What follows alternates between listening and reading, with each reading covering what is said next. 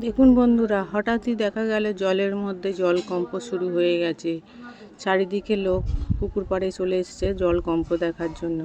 আমিও সেটাই আপনাদেরকে শেয়ার করছি। হঠাৎ করে এই জলকম্প হওয়ার জন্য চারিদিকের লোক একটা ভয় পাচ্ছে যে মনে হয় ভূমিকম্প হচ্ছে, কিন্তু মাটিতে কিছু বোঝা যাচ্ছে না, জলেতে ভালোই বোঝা যাচ্ছে। হঠাৎই জলের এই কম্পন দেখে সবাই, আমাদের গ্রামের দিকে তো সবাই সাঁতার কাটে, তাই পুকুর থেকে সকলেই উঠে পড়ছে আস্তে আস্তে ভয়ে। কারণ এই সময় জলে থাকাটা খুবই খারাপ, বিপজ্জনক। কারণ জলের তলায় তোলপাড় করে ওঠে, আর আস্তে আস্তে জল ওঠা নামা করেই চলেছে। দেখুন কত সুন্দরভাবে জল আস্তে আস্তে খেলছে। আমি হয়তো ঠিক ক্যামেরার মধ্যে ধরতে পারছি না, কিন্তু দেখুন এই যে ঘাটের মধ্যে আস্তে আস্তে জল যাওয়া আসা করছে।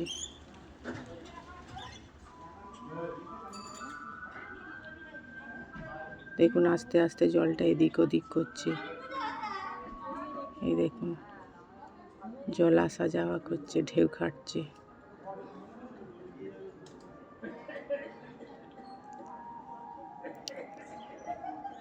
ক্যামেরায় ঠিকঠাক ধরা পড়ছে না ঠিকই, কিন্তু জলটা সত্যি আজ কাঁপছে, এদিক ওদিক হচ্ছে জল,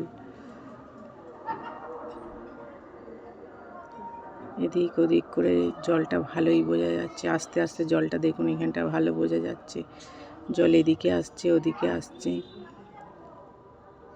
যেমন হালকা নদীর মধ্যে গঙ্গার ধারে যেসব ঢেউগুলো হয়, সেরকমভাবেই জলের ঢেউগুলো আস্তে আস্তে ওঠা নামা করছে। দেখুন এই সময় জলে থাকাটা কিন্তু খুব খারাপ বন্ধুরা। কেউ যদি জলে থেকে থাকেন তাহলে এক্ষুনি জল থেকে উপরে উঠে পড়বেন, তার না হলে নিচের দিকে নামিয়ে নিয়ে যায়, পাঁকের মধ্যে ডুবে যাওয়ার সম্ভাবনাটা বেশি।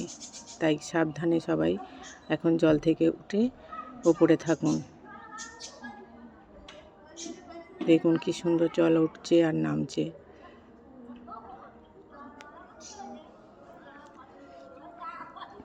এই যে উপর দিকে উঠছে জল, নামছে, চারিদিকের জল। এখন মাছগুলো লাফালাফি শুরু করছে অল্প অল্প। চারিদিকে সাপও বেরিয়ে পড়েছে রাস্তার উপর দিয়ে। আমি এ মাথা ও মাথা পুকুরগুলো দেখানোর চেষ্টা করছি। চারিদিকে পুকুরের দিকে দেখুন কীরকম জল উঠছে, দেখছেন জলে একটা ঢেউ ওঠা নামা করে যাচ্ছে।